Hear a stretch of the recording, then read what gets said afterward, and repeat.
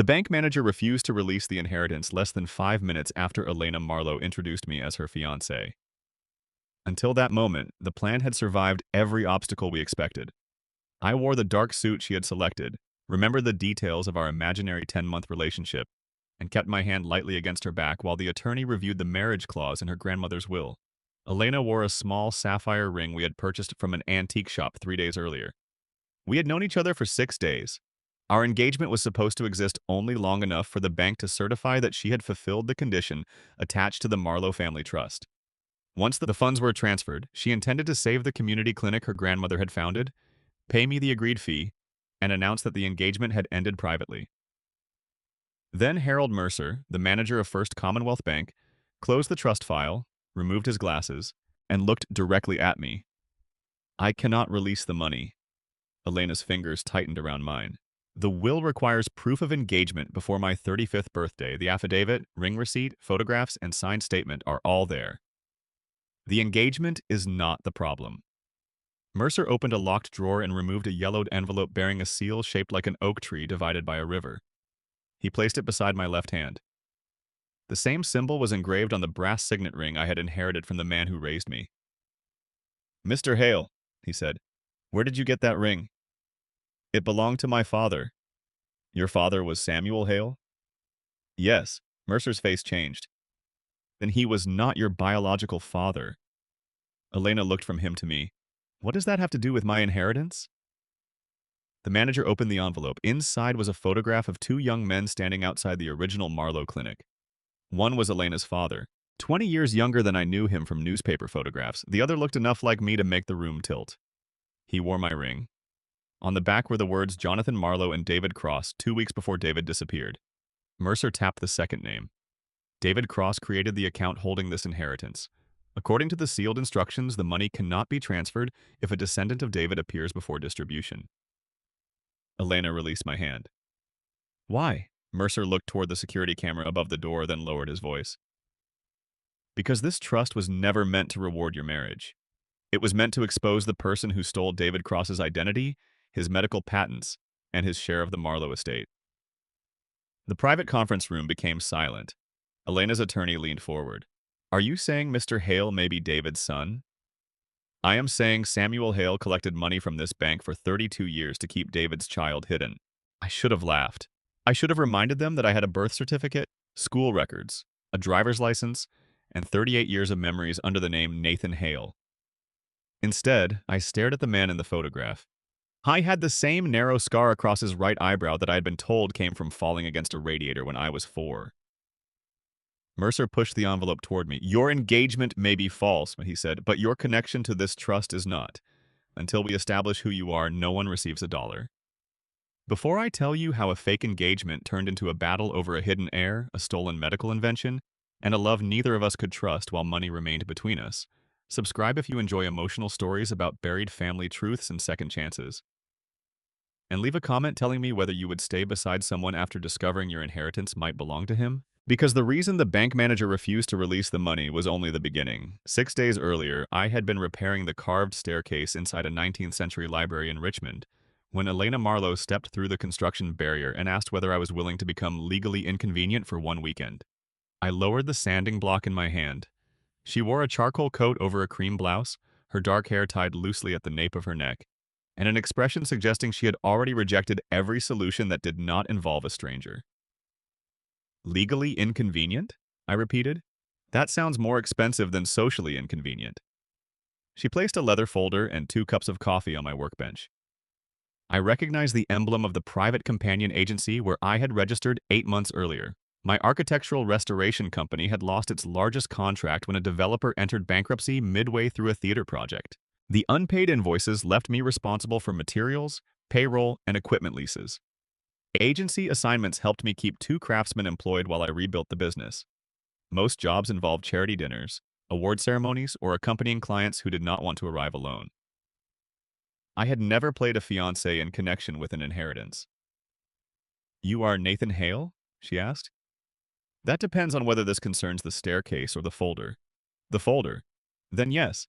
The agency says you are discreet, observant, and capable of remembering details under pressure." They omitted charming. Charm was not one of my requirements. That seems short-sighted when hiring a future husband. The corner of her mouth lifted before she opened the folder. Her grandmother, Eleanor Marlowe, had died 7 months earlier. Eleanor founded a chain of community clinics and created a trust worth nearly $20 million. Half would pass to existing charities. The remaining half was reserved for Elena, but the will contained an unusual condition. Before turning 35, Elena had to demonstrate what Eleanor called a durable personal commitment by becoming engaged or married. Elena's birthday was 9 days away. That clause sounds controlling, I said. It was. Why did your grandmother care whether you married? She said I had inherited the family habit of leaving before anyone could leave me. Was she right? Elena aligned the folder with the edge of my workbench. Sometimes. That is not the same as giving a dead relative authority over your private life. I challenged the clause. The court upheld it because the trust was discretionary and the condition was not illegal.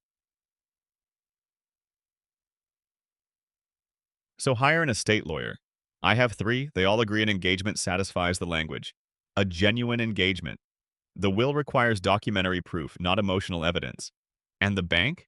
First Commonwealth administers the trust. Its manager reviews the documents Monday. What happens if you do not qualify? My share returns to the Marlowe Foundation, which my father controls. That sounds less tragic than losing $20 million personally. I do not need the money personally. She pulled a second file from the folder. It contained photographs of a small clinic with cracked windows, water-stained ceilings, and patients waiting in folding chairs. Eleanor founded the East River Women's Health Center before the family company became wealthy. My father wants to close it and sell the property to a hotel developer. I have an agreement to transfer my inheritance into an independent endowment that would preserve the clinic, fund mobile care, and create transitional apartments for pregnant women leaving foster care.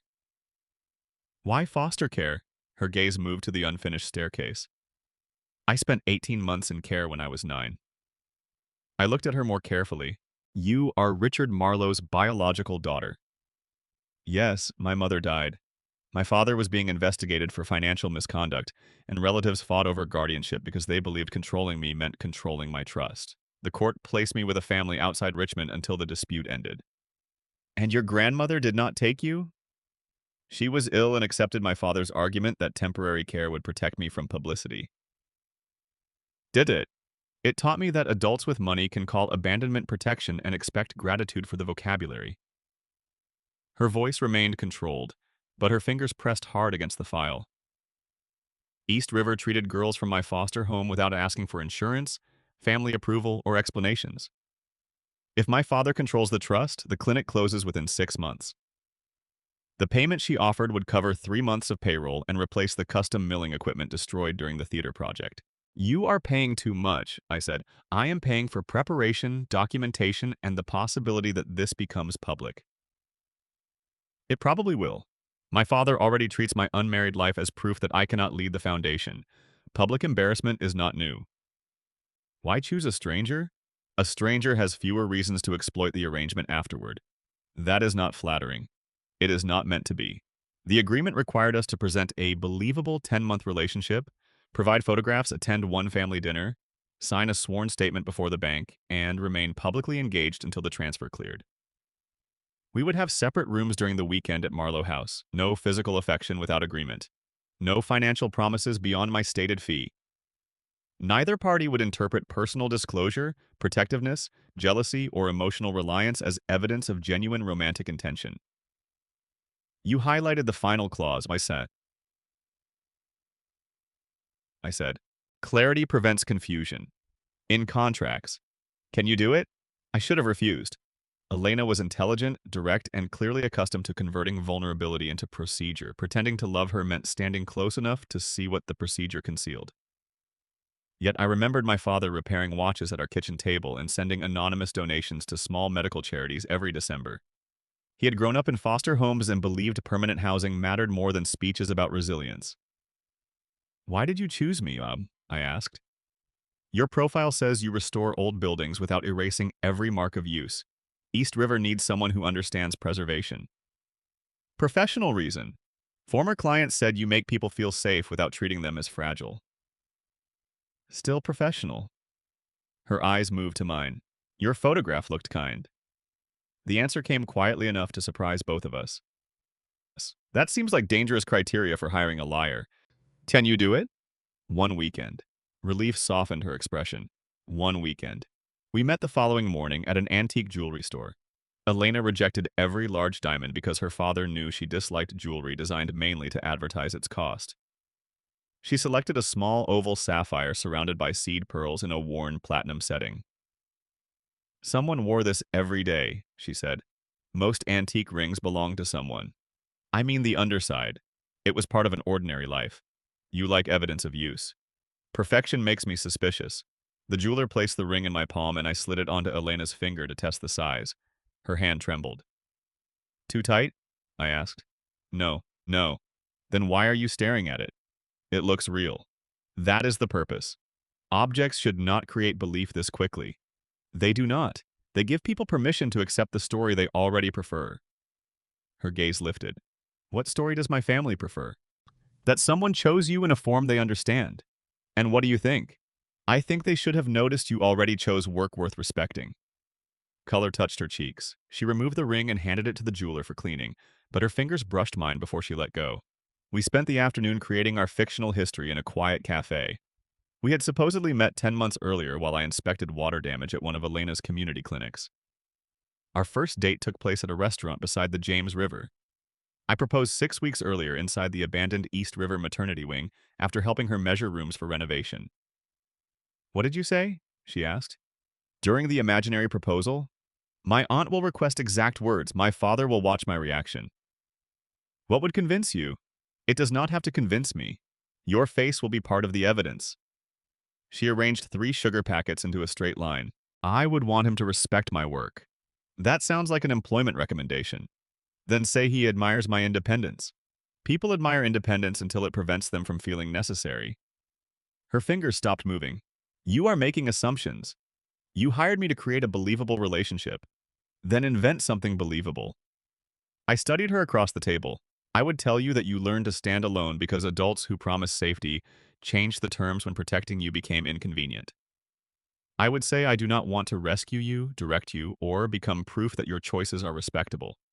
I want the ordinary evenings after difficult days when your shoes are beside the door and you no longer need to explain why the work mattered. Then I would ask whether you would let me earn a place in that life. Elena stared at me. That is too intimate. Is it inaccurate? You have known me for 1 day. You straighten objects when anxious, become more formal when hurt, and have called the clinic plan hours twice even though you created it. Most people think I am difficult to read. Most people may be waiting for a version that causes them less inconvenience. She scattered the sugar packets. Use a shorter proposal. Before we left, the jeweler asked whether we wanted an engagement photograph. Elena began to refuse, then placed her ring hand against my chest and moved beside me. My arm settled around her waist. She looked up just before the camera flashed. For 1 second, the warmth in her expression did not appear rehearsed. On Friday afternoon, she drove us toward Marlowe House, an old Virginia estate surrounded by woods, vineyards, and former clinic buildings. During the drive, she described the relatives we would meet. Her father, Richard, chaired Marlowe Health and the Family Foundation. Her Aunt Catherine supported East River but rarely confronted Richard directly. Her younger half-brother, Owen, managed real estate for the company and considered the clinic property wasted capital. Eleanor's former attorney, Judith Lane, would attend dinner to observe whether the engagement appeared legitimate. Harold Mercer, the bank manager, had worked with Eleanor for 30 years and disliked Richard openly. Any missing heirs or hidden relatives I should prepare for? I asked. Elena gave me a tired look. My family is controlling, not Gothic. Inheritance clauses create expectations. There was David Cross. Who was he? My grandmother's research partner when she opened the first clinic. Family records say he stole experimental designs and disappeared. What kind of designs? A portable refrigeration system for vaccines and blood products. Marlowe Health later patented a similar device. Did anyone find him? No, my father says he fled overseas. I touched the brass ring on my right hand. The oak and river symbol had belonged to Samuel Hale, the man I called my father. Your father worked with medical equipment? Elena asked. He repaired clocks, farm machinery, and refrigeration units. Anything with gears or compressors. Where was he born? He said Ohio. Records? His birth certificate was filed when he was 17. He claimed the original courthouse burned. Did you believe him? He loved me. Believing him felt easier than treating every kindness as evidence. Love and concealment can both be real. The certainty in her voice made me turn toward her. You sound experienced. My grandmother loved me. She also created a will that turned intimacy into a qualification test. Several miles passed before she placed her hand over mine on the center console. No relatives watched us. The gesture was unnecessary. You can still leave. You would lose the clinic. That is my risk. The payment matters to my employees. I will pay for preparation. I am staying. Why? I turned my hand beneath hers, because I agreed. Because East River matters. And because the name David Cross made my father's missing records feel less accidental. Her fingers tightened. Whatever happens at the bank, you decide when we leave. Your father may disagree. Then he learns. She did not release my hand until the estate gates appeared. Marlowe House stood on a hill above an orchard, its pale brick exterior softened by ivy and broad white columns. Catherine met us on the steps. She embraced Elena, admired the sapphire, and welcomed me warmly until I introduced myself. Nathan Hale? She repeated. Yes. Your father was Samuel? You knew him? Her expression changed, but Richard appeared behind her before she could answer.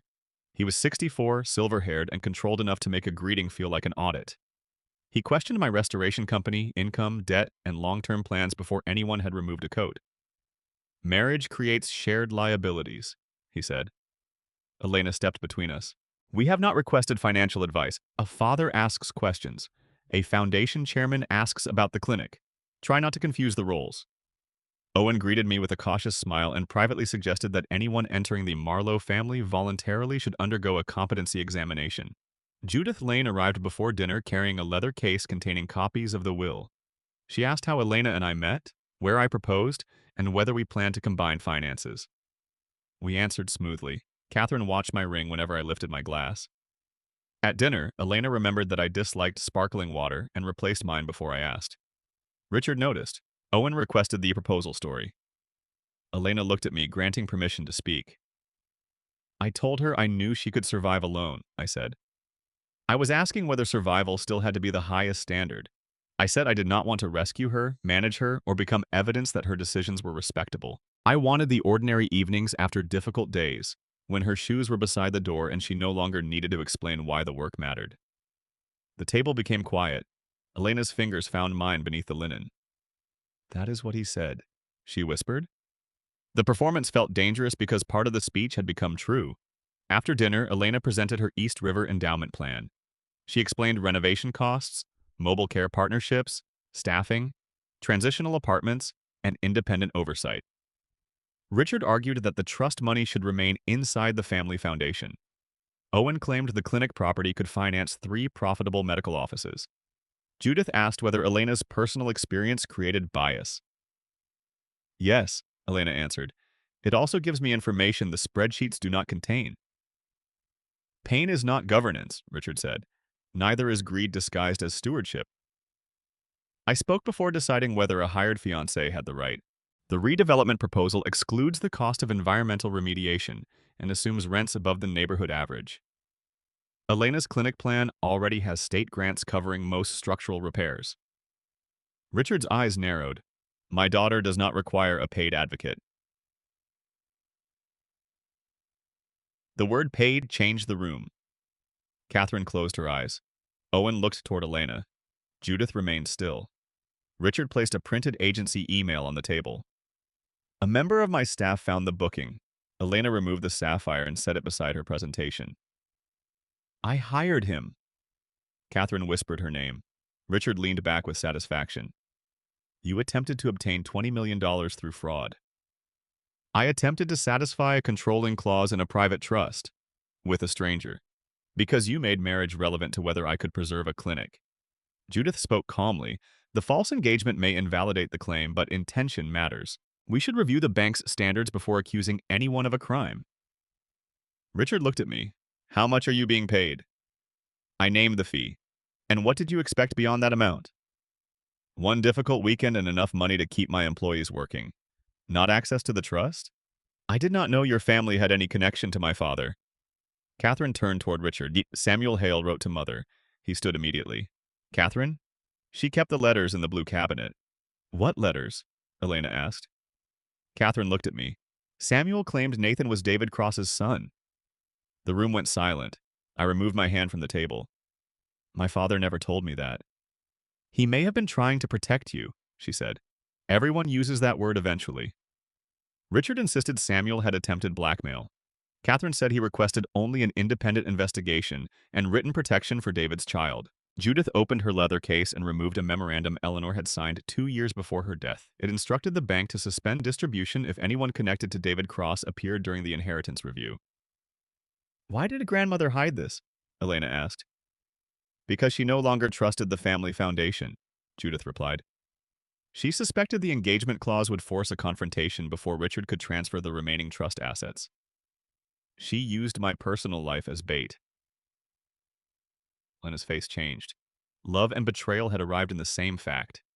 Richard called the memorandum the product of an elderly woman's confusion. Judith responded that Eleanor had passed 2 competency examinations before signing it. The next morning, we went to First Commonwealth Bank. Harold Mercer listened to the admission of the false engagement without visible surprise. He reviewed the memorandum, inspected my ring, and refused to release the money. After revealing the photograph of David Cross and Jonathan Marlowe, he asked me to open Samuel's sealed letter if I had one. I did not. My father had left no obvious instructions beyond the ring. Mercer turned it beneath the conference room light. A nearly invisible seam ran around the oak engraving. He pressed the river beneath it. The top opened, revealing a tiny steel key and a strip of paper marked Safe Deposit 314, Joint Access, Cross Marlowe. Your father carried this for decades, Mercer said. Why never open the box? Perhaps he did not know how, or he was waiting for Elena. The bank's records showed that Box 314 required 1 Cross representative and 1 Marlowe representative. Eleanor had renewed the rental every year. Richard demanded that the box remain sealed until a court established my identity. Mercer disagreed. The contract requires representatives, not proven heirs. Elena is Eleanor's named representative. Nathan possesses David's key. Elena looked at me. Do you want to open it?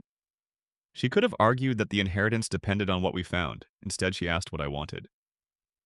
Yes. Mercer escorted us into the vault with Judith and an independent bank officer. Richard remained outside after refusing to sign the access log. The steel box was longer than expected and heavier than one person could comfortably carry. Inside were ledgers, patent diagrams, medical trial records, cassette tapes, and sealed letters. The first envelope carried my name, Nathan David Cross. My hands shook as I opened it. My son, if Samuel brings you to this box, then your mother and I failed to return safely. Samuel Hale is my closest friend. If he raises you, he becomes your father through every breakfast, illness, argument, and ordinary evening he stays. Do not let anyone tell you that blood makes his love temporary. The Marlowe family helped build the first clinic, but wealth turned partnership into ownership. Eleanor tried to stop her husband and son from taking my invention. She was frightened, imperfect, and late. That does not make her effort meaningless. Use whatever belongs to you, not for revenge, but to keep medicine available to people who are always told care must be earned. David's signature appeared beneath the words. Elena stood beside me without touching until I turned my palm upward. Then she placed her fingers inside it. No performance required the gesture. The ledger showed that David designed the portable refrigeration system and assigned half the patent rights to Eleanor's original clinic. Jonathan Marlowe, Elena's grandfather, transferred the design to Marlowe Health without David's approval. Richard later renewed the patents and concealed royalty payments inside shell companies. A tape preserved a meeting between David, Eleanor, Jonathan, and a young Richard. David demanded recognition of the clinic's ownership and restoration of diverted funds. Jonathan threatened to accuse him of stealing research. Eleanor objected. Richard said, "If Cross disappears, the company survives." His present-day voice came from the vault entrance. I was 26 and repeating my father's argument. Elena released my hand. You knew David was in danger. I knew father intended to discredit him, not harm him. Mercer ordered Richard out of the restricted area. Judith continued reviewing the box. Another tape contained the voice of Laura Cross, my biological mother. She said a vehicle had followed them from the clinic and that Samuel agreed to take their infant son if they failed to reach federal investigators. Samuel Hale did not kidnap Nathan, she said. He followed our instructions. The final documents proved that David and Laura died in what police called a single-car accident. Photographs taken by Samuel showed damage to the rear bumper, inconsistent with the official report. No surviving evidence identified the other vehicle. Truth did not need a proven murder to remain devastating. At the bottom of the box was the original trust agreement. Eleanor had placed the inheritance money into a restitution account derived from unpaid patent royalties. Elena was not the sole beneficiary. David's surviving child owned half. The other half would pass to Elena only if she demonstrated that she would place the money beyond Marlowe family control. The engagement clause was not truly about marriage. A hidden definition stated that durable personal commitment could include a legally binding charitable transfer. But Richard's attorneys had omitted that page from every copy Elena received. "Grandmother knew I did not need a fiancé," Elena whispered. Judith nodded. She expected you to discover the missing definition during litigation or through David's representative. Instead, I hired Nathan, which brought David's key to the bank. Eleanor had built an elaborate trap because she believed direct accusations would disappear inside family attorneys and corporate boards. Her method was manipulative, but it worked. Richard saw the consequences immediately. "These records cannot leave the bank until authenticated." Mercer replied that digital copies had already been created under Eleanor's instructions. Richard turned to me. "Your company is in debt. I know about the theater bankruptcy. Renounce your claim, allow Marlowe Health to settle the patent dispute privately, and I will pay every outstanding invoice, award your company the clinic renovation contract, and release Elena's inheritance for East River." The offer targeted everything practical. My employees would be safe. Elena's clinic could remain open. The family company might avoid public ruin. All I had to do was surrender my parents' work and trust the man whose voice had suggested that David's disappearance would solve a business problem. Elena stepped between us. "Do not make this decision for my clinic. It matters to you. That does not give it the right to purchase his silence. Patients will lose care during litigation. Then I find emergency funding. You have spent 3 years building this endowment. I will spend 3 more before preserving a clinic through the same bargain used against David. Stay quiet, and we will give you part of what was already yours." Richard's composure fractured. "You are choosing a hired stranger over your family." Elena looked at the sapphire ring she had placed inside her bag, then faced him. "I am choosing not to become my family." Richard reached for the trust agreement. Mercer blocked him. In the struggle, the metal box shifted from the table. I caught it before it fell, but the rolling vault cart moved beneath my weight and struck a shelving unit. A heavy drawer slid open above me. Elena pulled me backward as the drawer crashed onto the floor. My shoulder struck to the wall, and for 1 second, the vault became another place. Rain against a windshield, Samuel lifting me from a car seat, a woman screaming my name, and a brass ring pressed into his palm. Elena held my face between her hands. "Look at me." My breathing would not settle. "Nathan?" she asked carefully. "Which one?" The question escaped before I could stop it. She understood. "The one who decides." I closed my eyes, then opened them. "Nathan Hale." "Then stay with me, Nathan Hale." Mercer secured the documents and contacted the State Attorney General's Charitable Assets Division. Richard was removed from trust access that afternoon.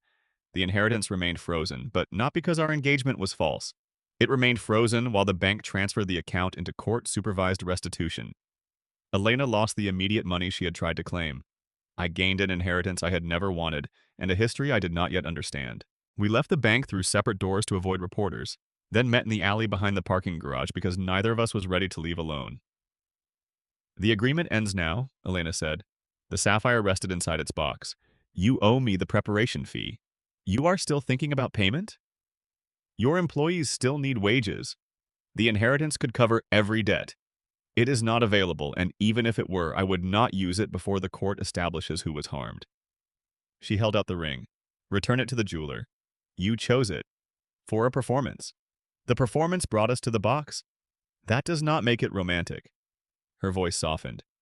"Nathan, I do not know whether I defended you because I care because I brought you into this, or because your claim could save East River. And I do not know whether I want you beside me because you were the first person who asked which name I chose. Then we cannot trust what happened yet." Her boundary hurt because it protected both of us. "What do we do?" "You learn who David and Laura were without anyone claiming you. I saved the clinic without your inheritance. If something remains after money, crisis, and family pressure are gone, we face it then. No assumptions.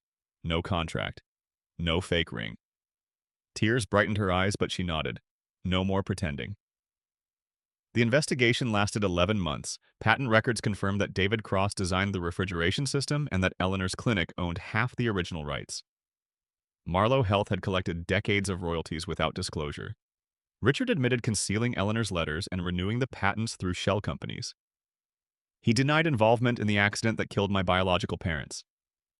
Evidence showed Jonathan Marlowe had hired an investigator to follow them, but no surviving record proved the investigator caused the crash. Richard had known enough to fear the truth and chosen silence for 30 years. I told myself Samuel had stolen the child to blackmail us, he said during a formal deposition. In reality, I was safer while Nathan remained hidden. He resigned from Marlowe Health and the foundation. Several executives faced fraud charges. The company did not collapse. It sold luxury properties, paid restitution, and transferred the refrigeration patents into a public medical technology trust. Employees kept their jobs under independent management.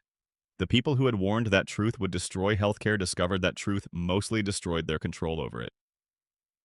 Samuel's final journal explained his silence. Nathan, David, and Laura gave you a beginning. Your mother and I gave you a life because they asked us to protect you, and because we loved you before we understood whether protection would last 1 week or forever.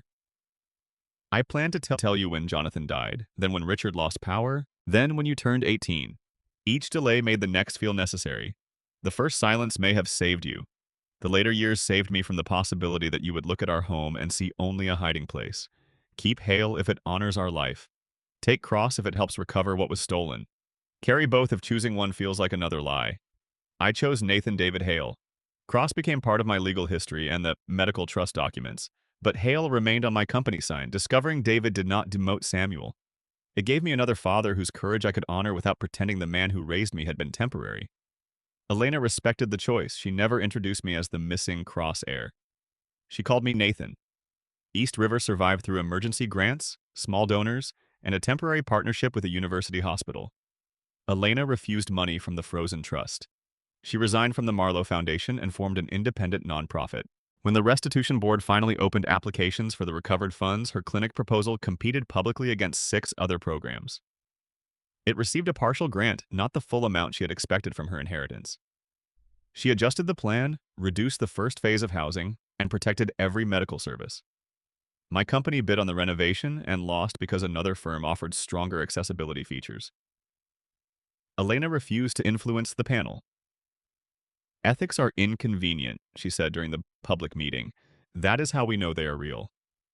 We spoke only during legal hearings and project meetings for 7 months. Every conversation remained polite, careful, and far too short. Distance proved we were not confusing danger with intimacy. It also showed me how much space she had already occupied in my ordinary life. I missed the way she aligned folders before difficult discussions, the dry humor she revealed when no one watched, and the fierce clarity with which she had surrendered the exact inheritance she needed rather than accept it through my silence. I began admitting something I had resisted since the bank vault. I did not miss the fictional fiancé. I missed Elena. The real choice came on a cold February morning when she entered my workshop carrying 2 coffees, rolled plans, and a small wooden box. East River's first renovation phase was approved, she said. Congratulations. Construction begins in April. You earned it. We need a preservation consultant. Open bidding? The construction work is open bidding. The historical assessment falls below the threshold. That sounds suspiciously convenient. I checked with 3 attorneys and 1 hostile auditor. She placed my coffee beside the sanding block. 1 sugar, no cream. Then why are you here rather than sending a formal request? She set the wooden box on my workbench. Inside was the sapphire ring, returned to its original setting. Because every important thing has happened for 7 months and you remain the first person I want to tell. My chest tightened. That could be gratitude. I am grateful to Harold Mercer. I do not rehearse conversations with him while driving. Perhaps bank managers inspire less complicated fantasies. Harold is 72 and discusses bond yields during lunch. Neither fact answers the question. Elena smiled, then became serious. I missed you. I set down the hinge in my hand. I missed you too. Her shoulders lowered, then asked me to dinner. You came here to instruct me to invite you?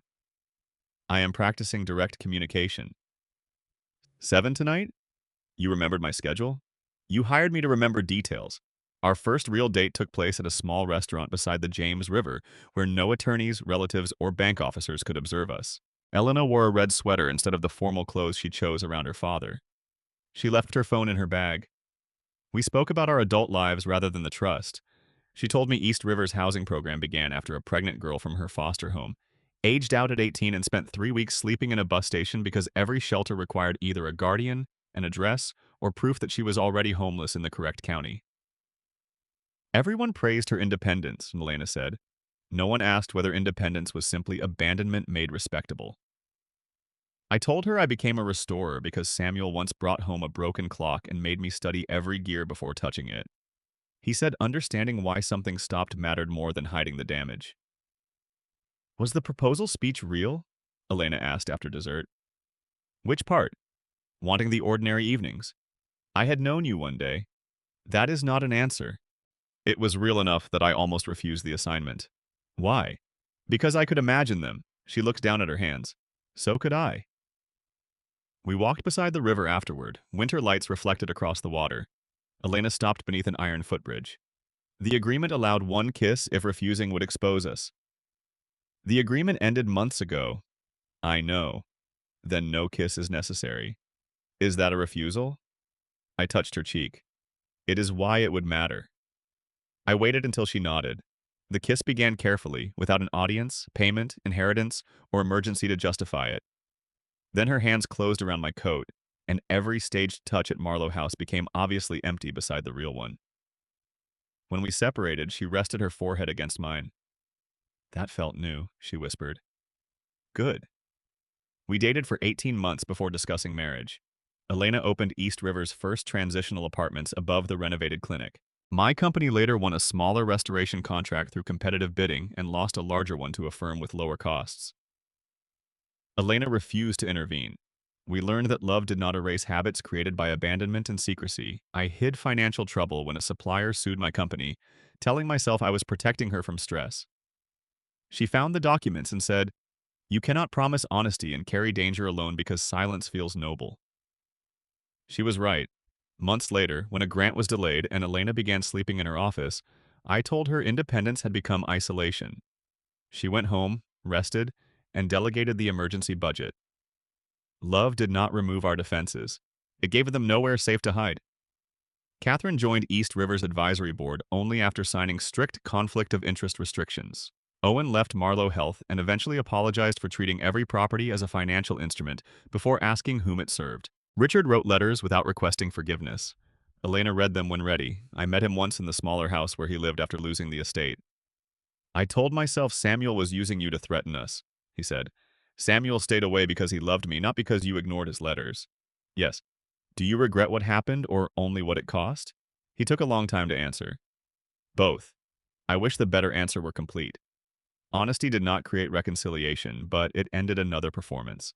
Some relationships continued through accountability. Others remained distant. Healing did not require returning everyone to the same table. 2 years after Harold Mercer refused to release the inheritance, First Commonwealth hosted a small ceremony inside the restored East River Clinic. The bank transferred the final restitution funds into a resident-controlled medical endowment. The original trust agreement, David's diagrams, Eleanor's missing page, and the sapphire ring were displayed inside a glass case documenting the case. Beside them lay our unsigned engagement contract.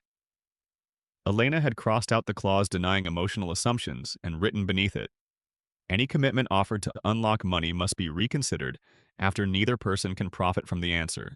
Harold stood near the case wearing the expression of a man who regretted agreeing to speak publicly. The first time these two entered my bank, he said, Elena wanted an inheritance, Nathan wanted his fee, and I wanted everyone to stop arguing before lunch.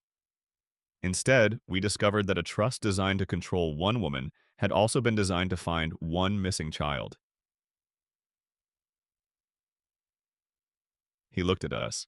Money can preserve intention, but it cannot create love, loyalty, or family. Those must remain voluntary, or they become another form of debt. After the ceremony, Elena touched my arm. Walk with me. She led me upstairs to the restored maternity library. Lanterns glowed between shelves filled with medical guides, children's books, and legal resources for young mothers. On the reading table sat a wooden box made from oak salvaged during the renovation. You planned something, I said.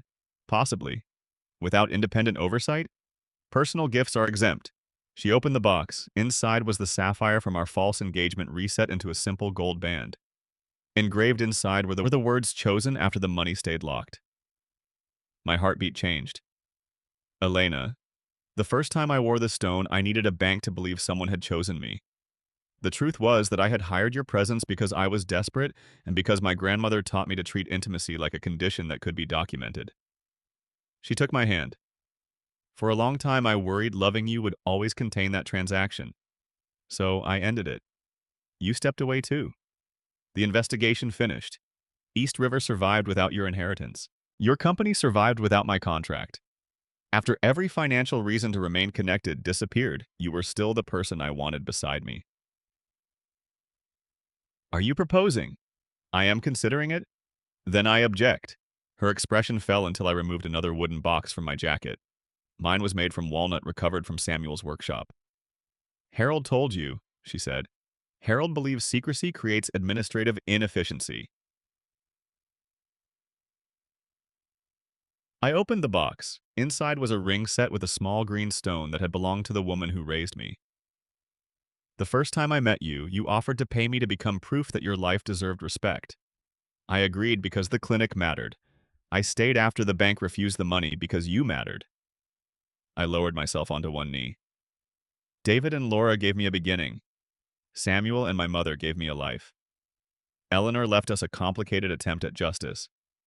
You loved me without asking any of those histories to disappear. I love the woman who would rather lose $20 million than purchase another person's silence. I love the way you challenge bad budgets, straighten sugar packets when anxious, and build places where dependence is not treated as failure. Elena Marlowe, will you marry me without performance, leverage, inherited conditions, or a bank manager deciding whether the commitment is valid? Tears moved down her cheeks. She knelt in front of me. Stand up. This position is traditional. Our first engagement followed enough questionable traditions. I stood. She held my face between her hands. Before I answer, promise me something. Anything honest. When fear makes you want to protect me by hiding the truth, speak. I promise. When I turn independence into distance, tell me. I promise. And when Harold requests additional documentation, we provide two forms of identification and nothing emotional. Elena laughed through tears. Then, yes, I placed my mother's ring on her finger. She slipped the sapphire onto the chain around her neck. This stays too, she said. One ring belonged to the condition. The other belongs to us. Applause erupted from behind the library shelves. Harold, Catherine, Owen, Judith, several clinic employees, residents, and my craftsmen stepped into view. Elena closed her eyes. You promised privacy. Harold lifted a notarized envelope. I promised not to release anything without proper authorization. We married the following spring in the courtyard behind East River. Young women who had lived in the new apartments attended alongside clinic staff, my employees, and the relatives who had chosen accountability over reputation. Photographs of David, Laura, Samuel, my adoptive mother, and Eleanor stood together near the ceremony. Harold carried the original key to box 314. Judith carried the two ring boxes and complained that estate attorneys should never be assigned symbolic objects without written indemnity. Richard attended quietly and did not attempt to give Elena away. She walked toward me alone because, as she explained, she was not being transferred from one family authority to another. She was making a choice. During our vows, I promised never to confuse silence with protection. Elena promised never to confuse independence with isolation. We both promised that any children we raised would know the whole family story at an age they could understand, without growing up sensing that names, money, or relationships had been locked away around them. Years later, the brass key to box 314 hangs beside our kitchen door. Our daughter once asked why the bank manager refused to give her mother the money. Because the bank had rules, Maman, I said. Were the rules good? Some were, Elena answered. Some were designed by frightened adults. Did you need Daddy to get the money? No. Then why did you hire him? Elena looked at Because I did not know that yet. Our daughter considered the key. Did you keep him instead? People are not kept, I said. Then why is he still here? Because much later, Elena answered. After the money was no longer between us, we asked each other, The sapphire still bears a tiny scratch from the day Elena removed it after the engagement was exposed. She refuses to polish it away. She says marks are useful when they remind us that beautiful things can survive being used for the wrong purpose without pretending the damage never occurred. Everyone thought Elena needed a fake fiancé to unlock an inheritance. Harold Mercer refused to release the money because the account was never simply hers. The marriage condition was incomplete, and the stranger beside her carried the key to a history the Marlowe family had buried. Yet the inheritance did not create our future. Blood returned David and Laura to me. Samuel's journal explained the life he protected. Eleanor's trust restored money to the people harmed by its theft. None of those things made Elena and me belong together. That choice came later, after the funds were frozen, after the fake ring was returned, after we stepped apart, and after she entered my workshop with coffee and no reason to stay except that she wanted me. Being hired is not being chosen. Meeting a condition is not commitment. Receiving an inheritance is not the same as deserving control over another person's life.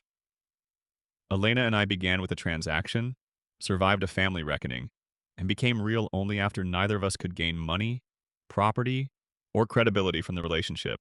Every ordinary evening, when she leaves her shoes beside the door and spreads clinic reports across our kitchen table, the key hangs nearby. It no longer opens a vault. That is why we keep it. It reminds us that love should never be treated as evidence submitted to unlock something else. It is the thing freely chosen after every account is settled, and every door can remain closed or open without fear. If this story reminded you that commitment cannot be purchased, inherited, or proven through paperwork, subscribe and share it with someone who believes real love begins only after every financial condition has disappeared. And tell me in the comments, if a bank refused your inheritance because the stranger beside you might be its true heir, would you fight for the money or step away until the truth could no longer profit either of you?